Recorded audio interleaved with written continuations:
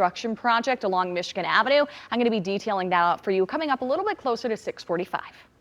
Our time now is 6:32, and all around the world, the faithful are mourning the loss of Pope Francis. Pope Francis died Monday morning of a stroke and irreversible heart failure at the age of 88. All right, well, let's take a live look over Vatican City, where cardinals from around the world started arriving overnight to begin laying out the next steps. Now, the General Congregation of Cardinals has decided that the public viewing of Pope Francis will begin tomorrow in St. Peter's Basilica. The pontiff's funeral will be Saturday at 10 a.m. in St. Peter's Square. And then the conclave will gather to elect a new pope, which will start 15 to 20 days after Pope Francis's death. Remembrances of the People's Pope are happening right now in Metro Detroit. Newly appointed Archbishop Edward Weisenberger held a massive suffrage last night at the Cathedral of the Most Blessed Sacrament in Detroit.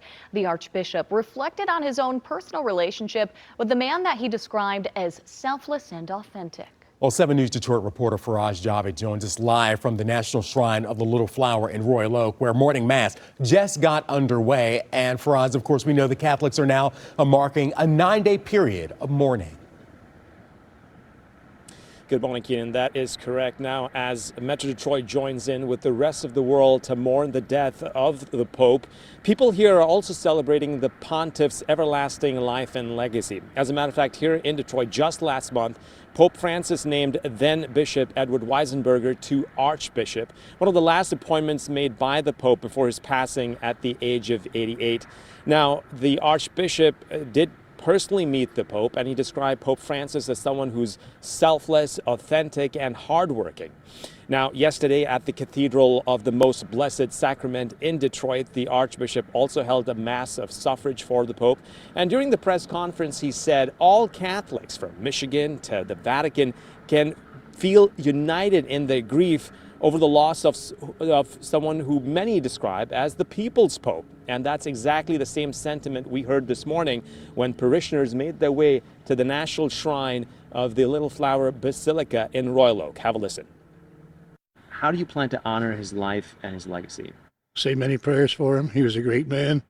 He was for the people, common people, poor people. And it's beautiful to see that, like, he gave this final blessing on Easter Sunday, and then he passed away, and I'm sure he's resting in heaven with our Father, and he's resting in that reunion with him. What are some of the areas that he left an everlasting impression on you? I think it was his love for the poor and for the people of the church. Like, he really cared for those who were most in need. Even just spending his last days, like, he didn't want us, it seems like he didn't want us to worry about his health, but he was going about, like, blessing the poor, taking care of them, just comforting them in their final moments, even though he was in his last and we didn't even know it.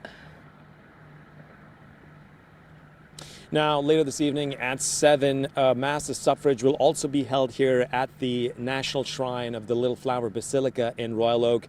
And as you heard, parishioners will continue to pray for the Pope. For now, Keenan, it's back to you.